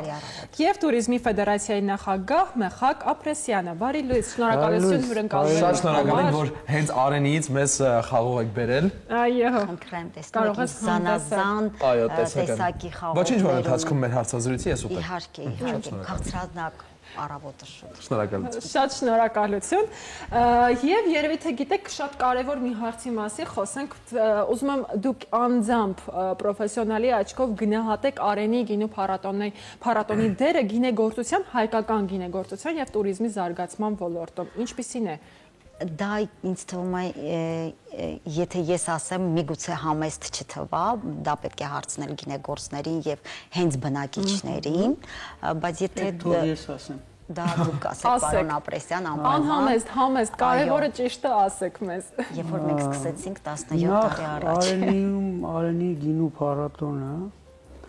եւ Խորովածի փառատոնը, ու Տոլմայի փառատոնը այս փառատոնային արդեն ձևավորված ինստիտուտի համակարգի հիմնադիրներն են։ Իհարկե մի քանի տարի առաջ 2004-ին երկու անգամ Արենիում կազմակերպվել է գինու փառատոն, ցավոք շարունակություն չի ունեցել, բայց սկսած 2009 թվականից 8-9 թվականից հենց գինու փառատոնը այսպես ինստիտուցիոնալ կայուն հիմքերի վրա դրվեց եւ առ այսօր շարունակվում է։ Հենց այդ տարիներին գինու փառատոնը եւ Խորովածի փառատոնը աղտարայում սկսեցին այդ գործընթացը։ Եվ այսօր ունենք այս գեղեցիկ վարակը փառատոնային, որը լավ իմաստով եւ գինու փառատոնից, Արենի գինու փառատոնից ծնվեց մեկ այլ հրաշալի պրոյեկտ, դա Երևանի գինու օրերն է, որը արդեն աշխարհահռչակնորից փառատոն է եւ ոչ միայն հիմնադիրը հանդիսացան այս փառատոնային ինստիտուտի, այլ ինչպես դուք նշեցիք, նաեւ մեծ խթան է հանդիսացել, դա նաեւ եւ իմ անձնական կարծիքն է եւ կարծում եմ շատերի մեր գինեգործության եւ գինու մշակույթի վերածննդի վրա շատ մեծ ազդեցություն է ունեցել, խթան է հանդիսացել, հիմք է հանդիսացել, կարելի է ասել։ Եվ իհարկե նաև որպես զբոսաշրջային արդյունք, բացառիկ զբոսաշրջային արդյունք եւ նաև հարթակ այլ զբոսաշրջային արդյունքներ ձևավորվելու համար։ Հրաշալի է։ Իսկ այս տարի ինչ գաղափարով ու ինչ կոնցեպտով, ինչ կարգախոսով է անցկացվում փառատոնը։ Ամեն տարի մենք ունենում ենք որևէ մի կարգախոս, մի տարի ունենք Օրվելյանների իշխաններին բացում, մի տարի մենք ունենք նոյներ բացում, մի տարի զինվորներն էին, անցյալ տարի մեր մոտ փոքրամասնությունները Հայաստանում ապրող մեր հայրենակիցներն էին նաև ներկա եւ խորագիրներ ժողովուրդները հանուն խաղաղության։ Այս տարի մեր խորագիրը լինելու է երիտասարդները կրում են ավանդույթները խորագիրը եւ բացումը լինելու է ժամը 1-ին, այն բուն արարողությունը, երբ որ խաղողը լցնում ենք չանը փառատոնը ճզմում ենք երկու պարով, դհոլների ձայներով, նվագությամբ, այո, մենք բացում ենք անում։ Գիտեք ինչն է միշտ ուրախացնում, երբ որ մենք նոր ենք սկսում գինու փառատոնը, Արենի գյուղը, այո, որպես ճանապարհի գյուղ ինքը ճանաչելի էր, բայց մեր նպատակն էր, որ մենք կարողանայինք մեր հենց հանրաճանաչ սորտը դարձնել ճանաչելի։ Դրա համար էր նպատակը եւ նաեւ նպատակն էր զարգացնել իրադարձային туриզմ ճյուղը Հայաստանում, որովհետեւ այսօրվա օրով այո մի քիչ առաջ ձեր հյուրերը թատերական ներկայացումներն էին ցույց տալի փառատոնները, որը նույնպես դա իրադարձային туриզմի մեկ ճյուղն է եւ նմանատիպ փառատոնները միշտ պետք են Հայաստանին, դա ավելի մեկ անգամ որպեսզի ազդարարեն Հայաստանը, թե ինքը ինչ երկիր է, ինչ պոտենցիալ ունի, ինչեր են ներկայացվում։ Իվերջո կյանքն է ակտիվ։ Կյանքը, ես կուզենայի ուղղակի նշել, եթե հիմա կադրերը ցույց տաք, դուք կտեսնեք, թե ոնց են ուրախանում բոլորը այդ օրերին։ Շուտով կլինի Այո, էկրաններին։ դե կտեսնեք, թե այդտեղ ժողովուրդը ոնց է պատրաստվում։ Առաջի տարիները իհարկե շատ դժվարություններ ենք ունեցել համայնքի հետ, մենք իրար չենք հասկանում, բայց այսօրվա օրով, եթե դուք գաք Արենի, իդեպ Արենին արդեն խոշորացված համայնք է։ 9 գյուղերը դարել են մեկ համայնք եւ այդ խոշորացված համայնքներում դուք կտեսնեք, քանի հատ գինե գործարաններ են բացվել, քանի փոքրիկ գինի արտադրողներ են բացվել։ Այն արտադրողները, որոնք ժամանակին փոքրիկ արտադրում էին տնական գինի, մաճար, ոչ որակյալ, այսօր իրանք արդեն աշխատում են որակի վրա, որովհետեւ իրանք ընդունում են տուրիստների եւ հյուրատներ են բացվել։ Դա նշանակում է, որ համայնքը չի դատարկվում։ Ժողերը չեն դատարկվում։ Խոսեցինք թվերի մասին։ Մենք գիտենք, որ անցած տարի շուրջ 30,000 մարդ այցելել է, բավականին մեծ թիվ է, 30,000 մարդ։ Բավականին մեծ ցուցանիշ, ասես շատ։ Այս տարի ինչ ակնկալիքներ ունեք, ինչ մարդկանց թիվ եք սպասում։ Այո, մենք տեսնում ենք կադրերը, թե ինչպես են մարդիկ ուրախանում, շատ գեղեցիկ։ Եվ կարևորը, որ այստեղ համայնքի ապրողները, սկսած դպրոցականներից, իրենք բոլորը ներգրաված են։ Գինի դապարային համույթներով, այդտեղ մենք ունենք 200-ից ավել տնական գինի արտադրողներ։ Մենք ունենք այնտեղ 25-ից 30-ի մոտ արտադրող գինիներ, հա, եւ ամենակարևորը այստեղ, որ համայնքը սպասում է, դա նշանակում է, որ ինքը իրենն է համարվում։ Սիրված է։ Այո, իրենն է համարվում եւ այն փառատոնները, որտեղ համայնքը ներգրաված չի լինում, ինքը չի կայանալու։ Իսկ սա շատ լավ ժամանակ ճանաչելիություն, օրինակ մեր Խաչիկի Գաթայի փառատոնը։ Այո, մենք խոսել ենք Գաթայի փառատոնի մասին, Գաթայի փառատոն։ այո, հյուրընկալել ենք, խոսել ենք էլի ֆանտաստիկ կերպով հասկացանք, թե ինչքան մեծ է ներգրավվածությունը հենց գյուղացիների ու թե ինչքան մեծ հիմք է դա հանդիսանում հեռանկարի համար, առհասարակ փառատոնի զարգացման համար։ Կարևորը, որպեսզի համայնքում մարդիկ աշխատատեղեր են ստեղծում, իրենք իրենց համար են ստեղծում եւ իրենք պահպանվում են, մնում են որպես բնակիչներ այդտեղ ապրելու։ Իսկ մնացածը դա ուղղակի մեկ անգամ հնարավորություն է, որպեսզի բոլորին տեսնել։ Տուրիստների մենք այս տարի մեծ քանակ ենք սպասում, մենք սպասում ենք, իդեպ շնորհակալություն եմ հայտնում туриզմի կոմիտեին, որ ամեն տարի աջակցում է, որովհետև այո, կառավարական աջակցությունը փոքրիկ համայնքների փառատոններին շատ կարևոր է туриզմի խթանելու։ Այս տարի մենք ունենք 7 լրագրողներ դրսից, որ պետք է գան եւ լուսաբանեն, դա էլ է մեզ օգնում Հայաստանը լուսաբանել եւ ներկայացնել Հայաստանի խաղողագործությունը, գինեգործությունը, բոլորը այսպես ձեր կողքը ձեզ աջակցում են ու շատ կարևոր է սա։ Այո, դուք եք մեզ աջակցում, որովհետեւ ձեր աջակցությունի պատճառով, եթե չլիներ հանրությունը համայնքներում ապրող չեն իմանա, չէ՞, որպեսզի տեղեկատվությունը դա շատ կարևոր է, որպեսզի կան։ Ինչպես է կազմակերպվելու այս տարի փառատոնի մշակութային ու ժամանցային հատվածը։ Ինչ եք նախատեսել այս տարի։ Դե մասերին ավելի լավ ունենք պատասխանի, բայց ես մի ուրիշ բան եմ ուզում անպայման ասել, որ շատ կարևոր եմ համարում։ Նախ փառատոնը, որ դարձել է այն ինչ որ ի սկզբանե մենք մտածում էինք եւ այդ ամբիցիան ունեինք, որ այս փառատոնը պետք է դառնա եւ մրցակցի աշխարհում հայտնի փառատոնների հետ։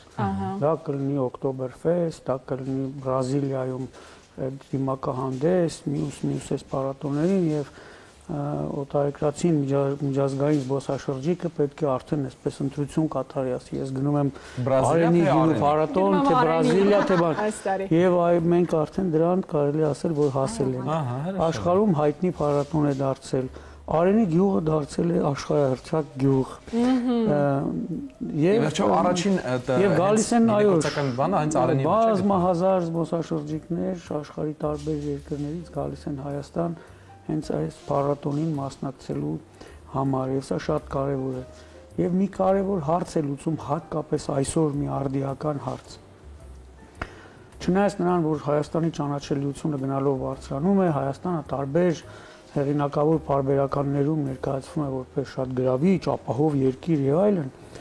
դեռևս մի այսպիսի խնդիր ունենք, որ մեզ համար նպատակային շուկա հանդիսացող շատ կարևոր երկրներում, Միացյալ Նահանգներ, եվրոպական երկրներ, Ճապոնիա եւ այլն, Հայաստանը նրանց արտգործնախարարությունների պաշտոնական ինտերնետային կայքերում դեռևս ցավոք կարմիր սահմանագծերով է ներկայացված։ Հատկապես հենց նաեւ Վայոց ձորի մարզը, Տավուշի մարզը, Սյունիքի մարզը, Գեղարքունիքի մարզը, որպես ոչ այնքան անվտանգ երկիր կամ մարզեր, հա, այցելության համար։ Այս փառատոնները հենց այդ հարցի լուծման կարևորագույն միջոցներից մեկն են, որտեղ աշխարհը տեսնում է, չէ, մի կողմից այդ կարմիր եզրագծերով ներկայացված լինելը, մյուս կողմից բազմահազար զբոսաշրջիկներ շատ աշխարհի տարբեր երկրներից երջանիկ, ապահով, գինու բաժակով շրջում են, ողջունում են միմյանց։ Այսինքն մենք այս միջոցառումներով նաև նպաստում ենք այդ կարծրատիպի հաղթահարմանը, կոտրմանը, եւ դա կարծես թե հաջողվում է։ Նաև հենց դրան անդրադառնում են շատ հեղինակավոր միջազգային պարբերականներ, նաև այդպիսի երևույթներից ելնելով, նաև շատ սպորտային միջոցառումներով, միջազգային կոնֆերանսներով, որ Հայաստանում տեղի են ունենում, պարզապես դրանք պետք է շատ լայն լուսաբանել։ Այն ինչ որ նաև դուք եք անում։ Շատ շնորհակալ եմ, մեր գործն եք գնահատում։ Այո, շնորհակալություն եւ հրաշալի է, որ ինչպես հայն է սիրում ասել, մի խոսք կա, չէ՞, տեղը բերել։ Հայաստանը ինչքան է այսպես գեղեցիկ փառատոններով, այո, այդ տեղը բերեն, այնքան լավ, իսկ դուք նպաստում եք դրան ճանաչելիության, մշակույթի զարգացման եւ կարելի ասել գինին, գինեգործություն Հայաստանի մշակույթում հետաքրքիր բույր ունի եւ իր ուրույն տեղը։ Նշենք եւս մեկ անգամ երբ, որտեղ, չնայած որտեղ արդեն գիտենք, եթե գիտենք ավանդական անցնում է միշտ հոկտեմբերի առաջին շաբաթը, ինքը որպես թիվ կարող է շրջական լինի, բայց օրը ամփոփող է։ Արենի գյուղ, Վայոց ձորի մարզ, ժամը 12-ից մինչև ժամը 7-ը կլինեն տարբեր կամ մեծ բեմ եւ իհարկե տարբեր տեղերում հնչելու է երաժշտություն, տարբեր միջոցառումներ, ես չեմ ասում ով վեն ելույթ ունենալու, որտեղ չեմ համարում, որ երգիչների համար պետք է գան այդ կարևորը, այո, ամեն ձևի երաժշտություն լինելու է հայկական ավանդական մեր բարերը, խաղեր են լինելու, մի խոսքով լինելու շատ ուրախ, հարգուցած օրը չի փոխվում։ Ամեն տարի հոկտեմբերի առաջին շաբաթ օր վայրը չի փոխվում, Արենի գյուղ։ Հրաշալի։ Շատ շնորհակալ եմ ձեզ այս տարի էլ ավելի շատ մարդ ենք ուզում որ գա ու ձեզ հաջողություն ենք մաղթում։ Ու շատ շնորհակալ ենք որ օրը սկսեցիք մեզ հետ ու լուսաբանեցիք դուք էլ ձեր կողմից եւս մեկ անգամ։ Աշնանային գեղեցիկ օր ենք ցանկանում Շնորհակալություն նույնը ձեզ։ Դե ինչ, եւս մեկ անգամ Վայոց ձոր, Արենի գյուղ, ժամը 12-ին հոկտեմբերի առաջին շաբաթվանից սկսած։ Այսինքն գնացեք, մասնակցեք, այո, եւ վայելեք այս գեղեցիկ օրը։ Ես կվայելեմ իմ խաղողը։ Իսկ ես կասեմ, որ Սիրելի հեռուստադիտողներ, նա համարվում է 20-րդ դարի էքզիստենցիալիստական փիլիսոփայության ամենահայտնի ներկայացուցիչներից եւ նրա գոյությունն առաջ է բերում էությունը գաղափարը դարձավ ժամանակաշրջանի նշանաբանը։ Եվ մեր լրագրող Հասմիկ Կարապետյանը այսօր կպատմի ֆրանսիացի փիլիսոփա, արդեն հասկացաք շատերդ գրող Ժան-Պոլ Սարտրի մասին։ Դիտենք տեսանյութն ու շարունակենք մեր եթերը։ Էքզիստենցիալիզմի Բարի լույս սիրելի գրքասերներ, առավոտյան ձեր տաքու համեղ սուրճը վայելելիս չմոռանաք ուսումնասիրել էքզիստենցիալիզմը, ֆենոմենոլոգիան, աթեիզմը եւ մարքսիզմը։ Պատմելու ենք ֆրանսիացի մի խելագար փիլիսոփա-գրողի մասին, ով զարգացրեց ֆրանսիական եւ անգամ մայրցամաքային փիլիսոփայությունը։ Խոսելու ենք Նոբելյան մրցանակի դափնեկիր էքզիստենցիալիզմ ուղղության հիմնադիր փիլիսոփա եւ գրող Ժան-Պոլ Սարտրի մասին։ Ժան-Պոլ Սարտրը ծնվել է Փարիզում։ Գրողի հայրը Ժան-Բատիստ Սարտրը ֆրանսիական ռազմածովային ուժերի սպա էր եւ գրողը ընդամենը 2 տարեկան էր, երբ հայրը մահանում է։ Հորմահից հետո Սարտրի մայրը Ան-Մարի Շվեյցերը որդու հետ տեղափոխվում է Փարիզի արվարձանում գտնվող Մյոդոն Ավան ծնողների մոտ։ 1909 թվականին գրողի մոտ ախտորոշվում է արյան քաղցկեղ, որի արդյունքում վնասվում է աջ աչքը, որից հետո մինչև կյանքի վերջ Սարտրը մնում է կեսկույր եւ շեղական։ 1917 թվականից մինչև 1919 թվականը Սարտրը սովորում է Լա Ռոշելի լիցեյում, իսկ 1928 թվականին Փարիզի բարձրագույն նորմալ դպրոցում։ Ավարտական քննության ժամանակ հավաքելով ամենաբարձր միավորները, գրողը ստանում է փիլիսոփայության որակավորում եւ սկսում է դասավանդել մի շարք լիցեյներում։ Վերջին մի քանի շաբաթվա ընթացքում ինչ-որ փոփոխություն է տեղի ունեցել։ Հարց է ծագում, որտեղ։ Ինչ-որ մի վերացական փոփոխություն է, որ կոնկրետ ոչ մի բանի հետ կապ չունի։ Արդյոք ես եմ փոխվել։ Եթե ես չէ, ապա այս սենյակը, այս քաղաքը, այս բնությունը ընտրել է պետք։ Կարծում եմ, ես եմ փոխվել։ Ամենապարզ լուծումը հենց դա է ու նաև ամենատհաճը։ 1939 թվական Սարտրի խառնիխուռն մտքերում հեղափոխության եւ ազատության ձգտող գաղափարները հանգիստ չէին տալիս։ Սարտրը զինվորագրվում է բանակ եւ ծանոթանում ֆրանսիացի տաղանդավոր գրող Ալբեր Կամյուի հետ։ Չափազանց տարբեր խառնվածքի տերմտերիմ ընկերները ստեղծում են պայքար լրագիրը, իսկ 1943 թվականին հիմնում են էքզիստենցիալիզմը, գոյության փիլիսոփայությունը։ Սարտրի փիլիսոփայական հայացքները կարող են չափազանց ծայրահեղ ու տարբեր թվալ։ Մի կողմից աթեիզմ, Աստծո կորուստը չեն սգում հասկացությամբ, մյուս կողմից մարդասիրության գաղափարը, որը հրաշալի կերպով արտացոլվում է էքզիստենցիալ փիլիսոփայությունում։ Սարտրի ստեղծագործությունները նոր կյանքի գաղափարախոսությունն է абսուրդ ժանրով։ Նրա երևակայությունը, ուրվագից հույզերի տեսությանը, սրտխառնոցը, պատը, գոյ-չգոյը եւ այլ ստեղծագործություններում абսուրդային աշխարհն է, որտեղ մարդն իր սեփական ընտրություններով եւ որոշումներով իմաստավորում է մարդու գոյությունն ու ազատության անսահմանությունը։ Սարտրին սկզբում գրավում էին կոմունիզմի շուրջ պտտվող գաղափարները, որտեղ իշխանական կարգի փոփոխություններն անպայման պետք է տեղի ունենային միմիայն բռնության եւ հեղափոխության միջոցով։ Հետագայում միայն փոխվեցին գրողի կոմունիզմի վերաբերյալ ծայրահեղ գաղափարները։ 1948 թվականին Սարտրը գրում է մի աշխատություն, որտեղ գրականությունն այլևս չէր համարվում ոչ անձնական զբաղմունք եւ ոչ էլ կերպարների ու իրավիճակների նկարագրություն։ Գրականությունը վերաբերում է մարդկային ազատությանն ու հեղինակի պարտականություններին։ Գրականությունը կատարյալ է, իսկ գեղարվեստական ստեղծագործությունը բարոյական գործունեություն։ Սարտրը ստեղծում է «Ինչ է գրականությունը» քննադատական աշխատությունը։ 1964 թվականին Սարտրն արժանանում է Նոբելյան մրցանակի իր հարուստ գաղափարներով, ազատության ոգով եւ ճշմարտության որոնումներով միաձուլված ստեղծագործությունների համար, որոնք հսկայական ազդեցություն են թողել մեր ժամանակների վրա։ Սարտրը սակայն հրաժարվում է այս եւ մնացած այլ մրցանակներից, բարձրաձայնելով, որ չի ցանկանում կախված լինել սոցիալական որևէ հաստատություններից եւ կասկածի տակ դնել սեփական ազատությունը։ 1980 թվականի ապրիլի 15-ին մի շարք լիցեյներում դասավանդումները դադարեցրած տաղանդավոր գրողը մահանում է։ Ես որտեղ պիտի պահեի անցյալս։ Անցյալը գրպանը չես դնի։ Պիտի տուն ունենաս, որտեղ ամեն ինչ կտեղավորես։ Իսկ ես միայն իմ մարմինն ունեմ։ Միայնակ մարդը իր միայնակ մարմնով չի կարող կասեցնել հիշողությունները։ Դրանք անցնում են իր միջով, բայց դե բողոքելու տեղ չունեմ։ Ես միայն մի բան եմ ուզում՝ ազատություն։ Ժան-Պոլ Սարտրի համար իր գոյաբանության փիլիսոփայությունը վեր էր անգամ սեփական սկզբունքներից, եւ նա իսկապես հավատում էր, որ հենց մարդն էր մարդկության ապագան։ Մենք շարունակում ենք ուսումնասիրել տաղանդավոր Սարտրի թողած գրական եւ փիլիսոփայական հարուստ ժառանգությունն ու ձեզ էլ խորհուրդ ենք տալիս չմոռանալ, որ կարդալը օգտակար է առողջությանը։ Հասմիկ Կարապետյան, Արամ Ջանազյան, հատուկ Բարի լույսի համար։ Մեր տնից ձեր տուն խորագրով այսօր։ Խնդրեմ, տեսեք։ Արենից բերեցին խաղողը։ Բույրը, ախր բույրը չեք կարող ուղղակի։ Ես չեմ համբերում։ Մի վարքեն, ինչ բույր, ինչ բան։ Սպասեք։ Դարչին, խնձոր, պոպոկ, մեղր, կարծես թե եւ սեր ամենակարևոր բաղադրիչը, որը վստահ եմ բոլորիդ տանը կա այդ սերը։ Խառնեք այս բոլոր բաղադրիչները ու այս համավությունը ստացեք, մենք էլ ժամանակ չենք ուզում, չէ՞։ Այո, որտեղ բոլորը սպասում են մեզ։ Սա շնորհակալ ենք քեզ շատ։ Հուսամ բոլորը կպատրաստեն, որովհետև շատ համեղ է իսկապես։ Մենք ձեզ մաղթում ենք լավ օրվա շարունակություն, մոտիվացված օր, պատրաստեք համեղ սնունդ, լսեք լավ երաժշտություն, կարդացեք լավ գրքեր ու դիտեք մեզ ամեն առավոտ։ Մնացեք բարով, շնորհակալություն, շատ ժպտացեք, սիրում ենք ձեզ։ Հաջողություն։